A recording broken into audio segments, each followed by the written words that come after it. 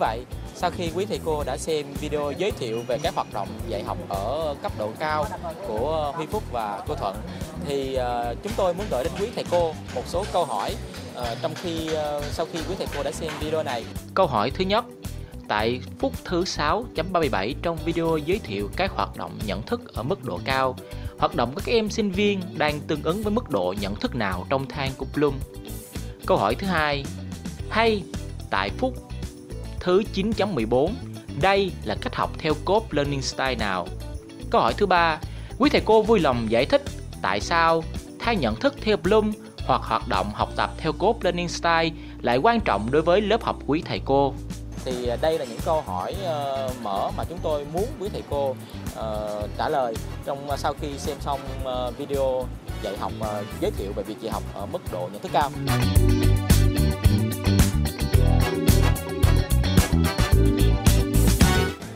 Kính chào quý thầy cô. Thì hy vọng là quý thầy cô đã có rất là điều thú vị khi xem video giới thiệu về phương pháp dạy học ở cấp độ cao, xem bài giảng về Design Thinking của các thầy đến từ trường Đại học Sư phạm Kỹ thuật và bài giảng về Critical Thinking đến từ các thầy trường Đại học Bách khoa Đà Nẵng. Thì hôm nay chúng tôi có tôi là Huy Phúc và tôi là Bích Thuận. Vui mừng chào đón quý thầy cô đến video kết lại trong cái tuần học đầu tiên, tuần học thứ hai pre-learning của mình. Thì trong video này chúng tôi muốn gửi đến quý thầy cô lời cảm ơn vì quý thầy cô đã theo dõi chúng tôi trong thời gian vừa qua, và đồng thời hôm nay thì chúng tôi muốn giới thiệu đến quý thầy cô việc chúng tôi áp dụng dạy học sinh viên ở mức độ cao, áp dụng Design Thinking, áp dụng Critical Thinking vào các lớp học của tôi như thế nào, và chúng tôi muốn chia sẻ những khó khăn, những gì mà chúng tôi gặp được để hy vọng là quý thầy cô có thể áp dụng và dạy vào trong lớp của mình. Đúng không chị Thuận? Dạ. Huy Phúc rất vui khi gặp lại quý thầy cô trong lớp học của mình. Thì hy vọng với những bài giảng lý thuyết về Critical Thinking và Design Thinking từ quý thầy cô của trường Đại học Bách khoa Đà Nẵng, trường Đại học Sư phạm Kỹ thuật Thành phố Hồ Chí Minh sẽ giúp ích quý thầy cô rất nhiều trong việc dạy học sinh viên ở mức độ nhận thức cấp cao.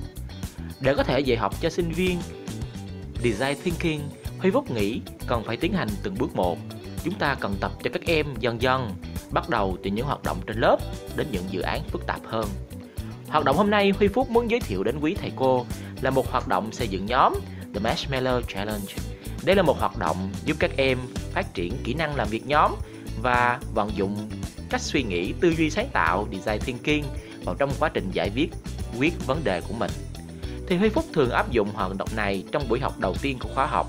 Bài toán đặt ra rất đơn giản, sử dụng những nguyên liệu có sẵn như mì Ý, băng dính, kéo, kẹo dẻo.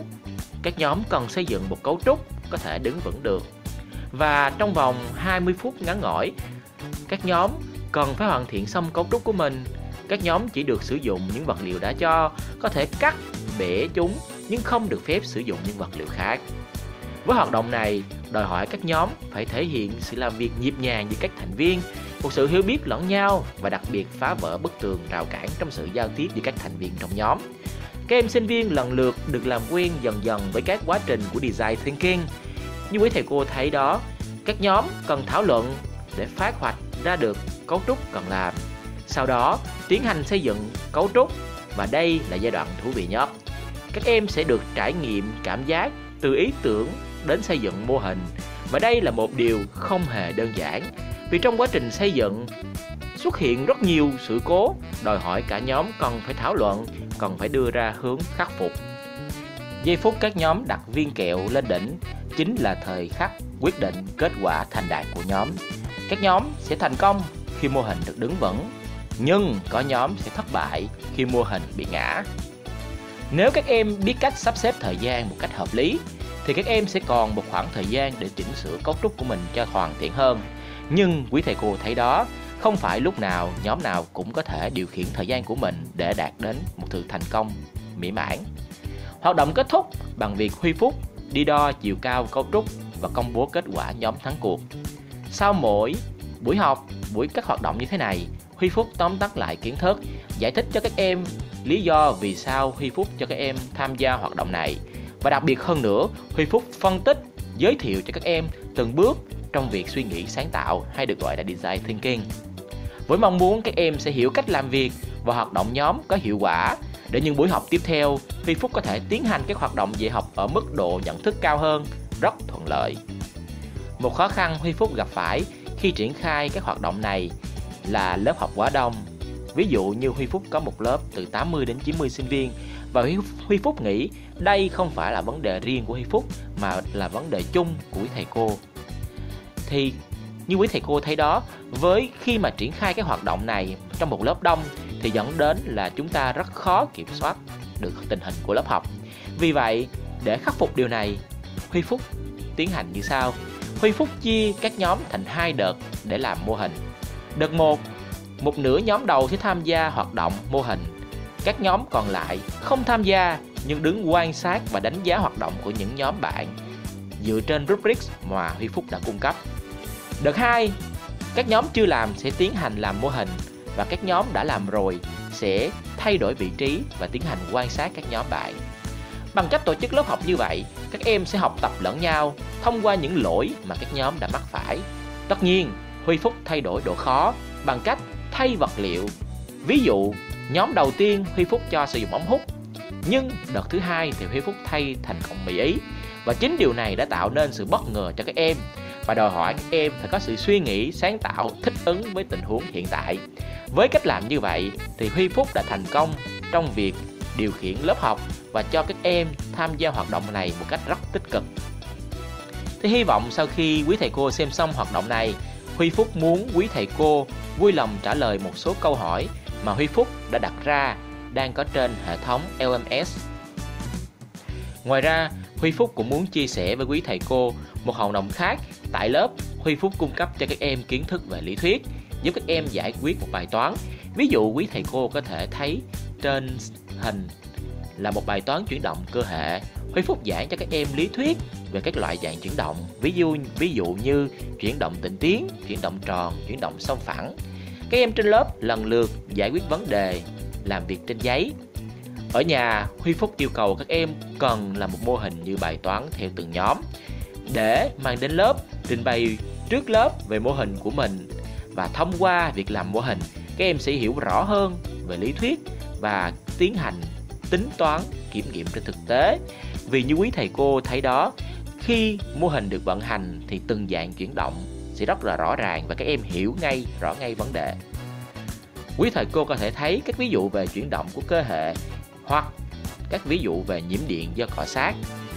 Vì các em đã biết cách làm việc theo nhóm, biết cách tư duy sáng tạo, nên công việc hoàn thiện mô hình sẽ không gây khó khăn cho các em chút nào. Qua ví dụ này, Huy Phúc cũng muốn quý thầy cô hoàn thành một số câu hỏi thứ hai mà Huy Phúc đã đặt lên trên hệ thống LMS.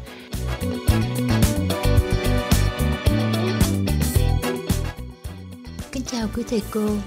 Một hoạt động mà Thuận xin giới thiệu đến quý thầy cô đó là hoạt động học tập theo dự án. Đây là hoạt động đòi hỏi các em sinh viên ở mức độ nhận thức cao trong thang đo Bloom và các bước trong Design Thinking sẽ được thể hiện rõ trong hoạt động này. Đầu tiên, Thuận cho các em đề tài, đó là đề tài về thiết kế và làm mô hình. Sinh viên thiết kế và lập trình điều khiển xe để tham gia cuộc đua xe minicar với yêu cầu điều khiển xe từ xa và chạy trong mọi địa hình. Vai trò của Thuận trong hoạt động này là phân tích cho các nhóm quy trình làm một project-based learning và hướng dẫn cách làm việc theo nhóm. Các em sau khi nhận đề tài tiến hành thảo luận, có thể tại lớp, tại nhà, v.v. để tìm ra những giải pháp. Những giải pháp cũng có thể được tìm thông qua sách vở hoặc tra cứu thông qua Internet. Điều quan trọng là các em phải hiểu được yêu cầu của bài toán đặt ra là gì. Kết quả của việc thảo luận là các em sinh viên đưa ra được các chức năng của xe đáp ứng các yêu cầu của đề bài. Sau đó các em xác nhận với giáo viên về những chức năng này và sự phù hợp của nó với đề tài đã đặt ra. Bước tiếp theo của hoạt động là các em sinh viên sẽ phác thảo và sau đó dùng ma trận tích hợp so sánh để chọn một thiết kế tối ưu nhất và trình bày với giáo viên.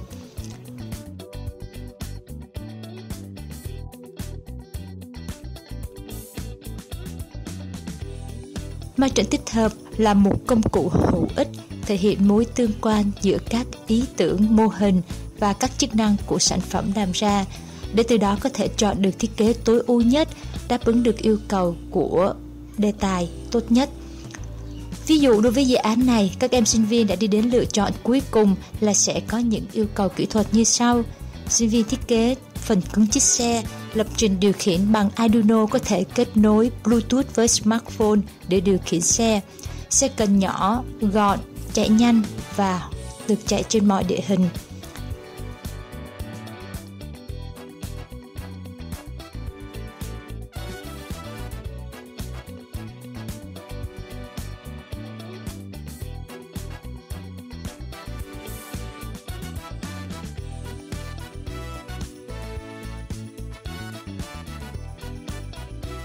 Sau khi trình bày ý tưởng trước lớp, thống nhất ý kiến cả nhóm và của giảng viên, các em tiến hành xây dựng bản demo đầu tiên tại phòng thí nghiệm của khoa. Việc chuyển tải từ ý tưởng sang mô hình thực tế không hề đơn giản. Các em cần có những kỹ năng về điện tử, về cơ khí, về điện tử, về lập trình, về thiết kế và viết app trên điện thoại, v.v. Vì đây là học tập theo dự án nên đòi hỏi các em cần có nhiều kiến thức liên ngành. Và tất nhiên các hoạt động làm việc nhóm, suy nghĩ sáng tạo, tư duy phản biện, suy nghĩ ở nhận thức cao v.v. đều đang được diễn ra. Và đặc biệt hơn nữa là trong quá trình design thinking dần dần được các em tiến hành. Sau khi hoàn thành phiên bản demo đầu tiên, tất nhiên là không phải trong một ngày mà là có thể là một tuần, đôi khi là 1-2 tháng, nhưng vẫn nằm trong cái thời gian mà giáo viên đề ra. Các em tiến hành kiểm tra thử các tính năng của phiên bản. Từng tính năng được kiểm tra cẩn thận, chỉnh sửa để đáp ứng được nhu cầu của đề bài. Các em trong lớp của Thuận chia thành 2 nhóm, mỗi nhóm hoàn thành một chiếc xe mini. Và việc chạy thử xe là một niềm vui lớn của các em. Các em ít nhất đã có được một sản phẩm cụ thể, nhưng không phải lúc nào sản phẩm cũng có thể vận hành một cách thuận lợi. Có nhóm xe không điều khiển được, không chạy được, nhưng ngược lại, có nhóm xe chạy được, nhưng không theo một đường thẳng. Cứ như vậy, quá trình kiểm tra thử nghiệm, sau đó chỉnh sửa và cải thiện cứ tiếp diễn. Và quá trình này dừng lại khi xe của các nhóm đáp ứng được yêu cầu của đề bài đặt ra. Quý thầy cô có thể xem trên video toàn cảnh thử nghiệm của 2 nhóm. Với hoạt động này, các em tự thảo luận, tự tìm tòi, sáng tạo ra sản phẩm. Điều này đã khích lệ tinh thần tự học và tự tìm hiểu, tự làm việc theo nhóm rất nhiều. Vai trò của Thuận là góp ý, giúp đỡ các em khi các em có điều thắc mắc. Vì vậy, vai trò của Thuận trong quá trình dạy theo dự án đã thay đổi. Thuận không cần phải giảng, làm thay cho các em, mà thay vào đó các em chủ động đưa ra hướng giải quyết và Thuận chỉ là người đứng ngoài, quan sát và tư vấn. Sau khi các em đã biết cách làm việc theo dự án, các em đã nắm vững 5 bước Design Thinking. Thuận cho các em một đề tài mới, đây là đề tài mang tính ứng dụng trong cuộc sống hàng ngày. Vì các em biết cách làm việc nên lần này vai trò của Thuận chỉ là người tư vấn và kiểm tra quá trình làm việc của các em. Các em chủ động lên kế hoạch làm việc của nhóm mình. Như vậy, quý thầy cô thấy đó, các em sinh viên từng bước được hướng dẫn làm việc nhóm, làm mô hình, làm dự án, v.v. Với cách học này, các em luôn chủ động và vai trò của người giáo viên không phải là trung tâm kiến thức mà chỉ là người hướng dẫn, người quan sát. Thuận hy vọng là quý thầy cô có thể phân biệt được hết tất cả những bước trong tư duy thiết kế và tư duy phản biện. Và Thuận mong quý thầy cô sẽ trả lời những câu hỏi của phần này trong hệ thống LMS của lớp học. Xin chân thành cảm ơn. Thông qua những hoạt động mà chúng tôi muốn gửi đến quý thầy cô đó là tư duy sáng tạo và tư duy phản biện. Và cùng với những hoạt động dạy học ở sinh viên ở mức độ suy nghĩ, mức độ nhận thức cao, thì hy vọng là với những hoạt động mà chúng tôi đã cho quý thầy cô xem thì một phần nào đó gợi ý cho quý thầy cô có thể áp dụng vào trong lớp học của mình. Thì đến đây Huy Phúc và Thuận xin cảm ơn quý thầy cô đã theo dõi buổi trình bày của tôi hôm nay và xin chào và hẹn gặp lại.